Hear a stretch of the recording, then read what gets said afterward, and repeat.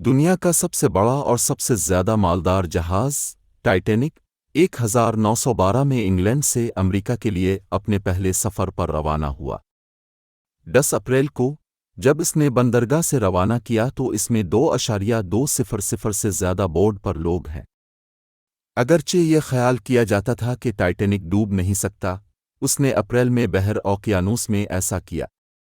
Titanic کی کہانی نے دنیا کو چونکا دیا۔ جب عظیم جہاز ڈوب گیا تو بہت سے لوگ جہاز کو ڈھونڈنا چاہتے تھے اور کچھ اسے اٹھانا بھی چاہتے تھے۔ تاہم چونکہ ہر ایک کے لیے لائف بوٹس کافی نہیں تھے، اس لیے تقریباً 1500 افراد امیر اور غریب یکساں ملبے میں ہلاک ہوئے۔ دستیاب ٹیکنالوجی کے ساتھ، تاہم یہ مشکل تھا، اگر ناممکن نہیں تھا۔ کی دہائی کے آخر اور 1980 کی دہائی کے اوائل میں جہاز کی تلاش میں کئی مہمات تھیں۔ عملے نے سونار کا استعمال کرتے ہوئے سمندر کے فرش کے ایک اہم حصے کو اسکین کیا تھا۔ یہ تمام اقدامات ناکام رہے۔ 1977 میں بحریہ کے محقق کے طور پر بالارڈ نے برقرار رکھا اور 1985 کے موسم گرما میں اس نے فرانسیسی ٹیم کے لیے کام کیا۔ 5 ہفتوں تک ہائی ریزولوشن سونار کے ساتھ سمندر کے فرش کو سکین کرنے کے بعد کچھ بھی نہیں ملا۔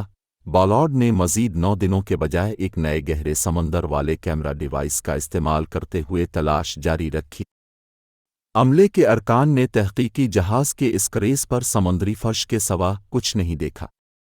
5 ہفتوں تک ہائی ریزولوشن سونار کے ساتھ سمندر کے فرش کو سکین کرنے کے بعد کچھ بھی نہیں ملا۔ بالارڈ نے مزید 9 دنوں کے بجائے ایک نئے گہرے سمندر والے کیمرہ ڈیوائس کا استعمال کرتے ہوئے تلاش جاری رکھی۔ عملے کے ارکان نے تحقیقی جہاز کے اسکریز پر سمندری فرش کے سوا کچھ نہیں دیکھا، لیکن 1 ستمبر کی آدھی رات کے بعد انہوں نے سمندری فرش پر غیر معمولی چیزیں دیکھنا شروع کر دیں۔ یقینی طور پر اشیاء جلد ہی ٹائٹینک کا ملبہ تھا۔ محققین نے خود جہاز کے تباہ ہونے کی تصاویر دیکھیں۔ ٹائٹینک نے بالارڈ کی دریافت کی خبریں پوری دنیا میں گھوم کر پائی تھیں۔ لوگ جہاز کے ساتھ کیا ہوا اس کے بارے میں مزید جاننے کے لیے بے چین تھے۔ 1912 میں کچھ زندہ بچ جانے والوں نے کہا تھا کہ نہ ڈوبنے والا جہاز ٹوٹ گیا تھا، لیکن زیادہ تر لوگوں کا خیال ہے کہ جہاز ایک ہی ٹکڑے میں ڈوب گیا۔ یہ معمہ بالآخر حل ہو گیا۔ اگلے موسم گرما میں جہاز 2 ٹکڑوں میں مل گیا اور اس بار ملبے پر واپس آ گیا۔ وہ ایک گہرے سمن جہاز کو زنگ لگ گیا تھا، لیکن جہاز کے اندر کچھ چیزیں اچھی طرح سے محفوظ تھیں جہاں ان کے مالکان نے انہیں چھوڑ دیا تھا۔ بالارڈ نے جہاز کے کمان اور تنے کے حصوں کے ساتھ ساتھ ان کے درمیان ملبے کے میدان کو بھی تلاش کیا۔ وہ محتاط تھا کہ کسی چیز کو پریشان نہ کرے، کیونکہ اس آفت میں بہت سے لوگ مر چکے ہیں، اس کے خیال میں یہ بے عزتی ہوگی۔ بالارڈ کی دریافت کے بعد بہت سے دوسرے لوگوں نے ملبے کی کھوج کی۔ نہ صرف ان سائنسدانوں نے جہاز کے بارے میں مزید معلومات حاصل کیں، انہوں نے سمندر کے بارے میں حیران کن انکشافات بھی کیے کہ زنگ میں بیکٹیریا کی نئی اقسام دریافت ہوئیں۔ اس جہاز پر سائنسدانوں کو توقع تھی کہ سمندر کی تہہ ایک بنجر ریگستان ہوگی۔ اس کے بجائے انہوں نے دیکھا کہ یہ مختلف قسم کی زندگی کا گھر ہے۔ متنازع طور پر ایک فرانسیسی مہم جو 1800 سے زیادہ برآمد ہوئی۔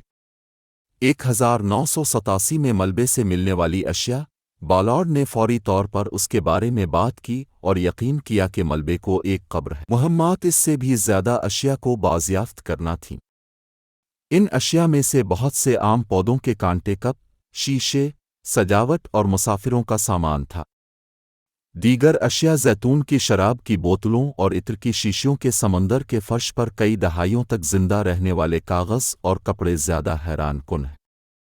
ابھی بھی نئی گھڑیوں اور گھڑیوں کی طرح اچھا لگ رہا تھا کہ جہاز کے ڈوبنے کا وقت 2:20 بجے کے قریب دکھائی دے رہا تھا۔ جہاز کے نمونے دنیا بھر میں نمائشوں میں رکھے گئے ہیں، جو نمونے کی بازیابی کے حامیوں کا کہنا ہے کہ اشیاء کو بازیافت اور محفوظ کرنا ہے تاریخ کو محفوظ کرنے میں مدد کرتا ہے۔ یہ دیکھتے ہوئے کہ اب ہم جانتے ہیں کہ ٹائٹینک کے ریکارڈ تیزی سے تنزلی کا شکار ہو رہے ہیں، یہ بحث اب متعلقہ نہیں رہ سکتی ہے۔ خوش قسمتی سے ٹائٹینک کی المناک کہانی اب بھی سنائی جا رہی ہے۔ بے شمار کتابیں، فلمیں، نئی دریافتیں اور نمائشیں من گھڑت بحری جہازوں کے ابتدائی اور آخری سفروں کی کہانی بیان کرتی رہتی ہیں۔